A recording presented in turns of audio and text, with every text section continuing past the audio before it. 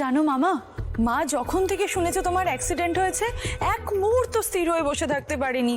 খুব চিন্তা করছিল গো মা তোমার জন্য। খালি ভাবছিল তুমি কখন বাড়ি ফিরবে, তোমাকে একটু চোখের দেখা দেখবে। কতবার যে গেটের কাছে দৌড়ে দৌড়ে গেছে তা তুমি জানো না। শোন রাইমা, বীরু তো শুধু আমার ভাই না, ও যে আমার প্রাণ, আমার আত্মা, আমার সব কিছু। প্রত্যেকটা মুহূর্ত ছোটবেলা আমরা একসঙ্গেই তো কাটিয়েছি। একদিনের জন্য কখনো আমি আমার ছোট ভাইটার গায়ে এতটুকু আঁচড় লাগতে দিইনি। আর আজ আমার ভাইয়ের এই অবস্থা, আমি কিছু করতেই পারলাম না। দেখ দিদি, তুই কি শুরু করলি বলতো? আমি তো ঠিক আছি। না বীরু, আমাকে প্লিজ বলতে দে। ওদের সবার জানা উচিত যে কেন আমি তোকে এত ভালোবাসি, কেন আমাদের মধ্যে এত ভাব। ওরা জানুক।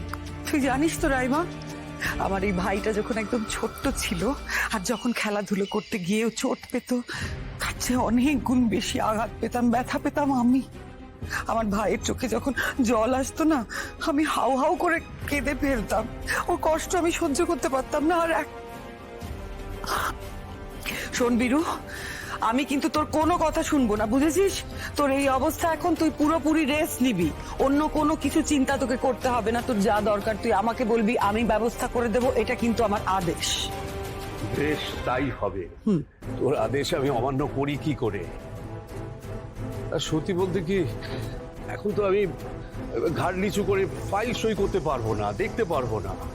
পার্টির মিটিং এর সিদ্ধান্ত নেওয়া, তারপর ব্যবসার কাজ, এগুলো দেখার জন্য তো একটা কাউকে দরকার, যে আমার কাছ থেকে সিদ্ধান্তটা জেনে নেবে আর ফাইলগুলো সই করে দিলে সেগুলো আবার অফিসে নিয়ে গিয়ে জমা করতে পারবে। এতদিন তো আমি এই অপেক্ষাতেই ছিলাম বীরু, কিন্তু আমি ভাবতেও পারিনি যে ছিপ ফেলার আগেই মাছ একদম জাল থেকে লাফিয়ে আমার কোলে চলে আসবে। কি হলো যে কাজের কথা বললাম, কথা বন্ধ হয়ে গেল? দায়িত্ব নিতে ভয় করছে নাকি? দেখ, এই সব কিছুর দায়িত্ব কে সবচেয়ে ভালো করে সামলাতে পারবে সেটা তো তুই সব থেকে ভালো করে জানিস দিদি। আমিও খুব ভালো করে জানি। আমার হয়ে কিছুদিনের জন্য কতগুলো সিদ্ধান্ত তাকেই নিতে হবে। কে নামটা আমি বলবো নাকি সে নিজে থেকেই এগিয়ে আসবে? না, তোকে কিচ্ছু বলতে হবে না বীরু, আমি সব বুঝে গেছি। মাসি, মামা কখন আসবে? মামা চলে আসবে তিতলি সোনা, চলে আসবে। বাবা, জলটা নিয়ে যা এখন সব নিয়ে যা। ও মা তুমি জলটা খাও অন্তত। না রে মা, ওকে নিজে চোখে না দেখা পর্যন্ত আমার গলা দিয়ে কিচ্ছু নামবে না রে। হয়তো শুভ এসে গেছে।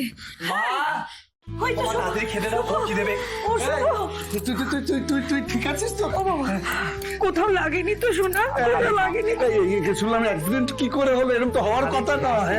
আরে বাবা ছাড়ো না, আমার যদি একটু কথাটা বলতে দাও না। তুই যদি না ফিরতিস তাহলে আমরা কি নিয়ে বাঁচতাম বলতো? ঠাকুর অনেক আমার উপর কৃপা করেছে যে তোকে সুস্থ সবল এই বাড়িতে পাঠিয়ে দিয়েছে। দাদা ভাই তুই আমাকে ছুঁয়ে বল না, তুই ঠিক আছিস? তাহলে আমি বিশ্বাস করবো। একবার ছুঁ না। হ্যাঁ শুভ, বল না তোর জন্য। আরে বাবা, তোমরা আমাকে একটু কথা বলতে দেবে? আমি তো তোমাদের ফোন করে বললাম যে আমি একদম ঠিক আছি, আমার কিচ্ছু হয়নি। কেন এত টেনশন করছো বলো তো? টেনশন করবো না ভালো, ওরা আমাদের ভালো থাকা বা খারাপ থাকা, আমাদের বাঁচা মরা সবটা তো তোকে ঘিরে।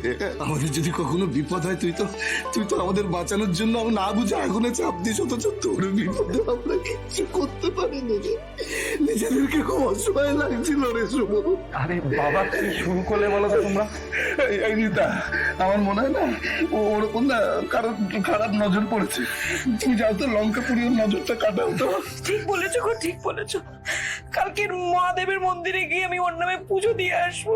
আর মা ষষ্ঠীর কাছে আমি মানত করব, পরের ষষ্ঠীতে আমি নির্জলা উপোস করব।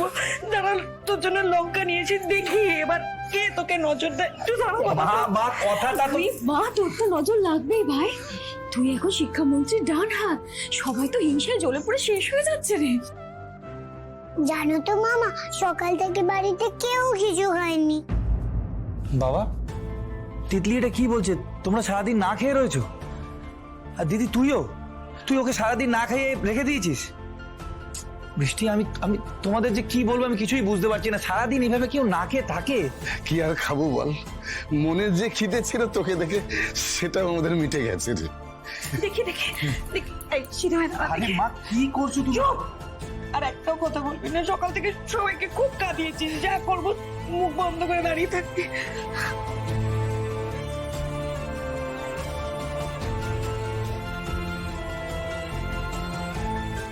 দাদা ভাই, আমাদের মতন আরো একজন তোর জন্য উপোস করে আছে।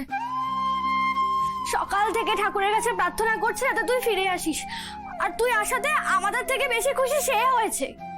কে বলতো?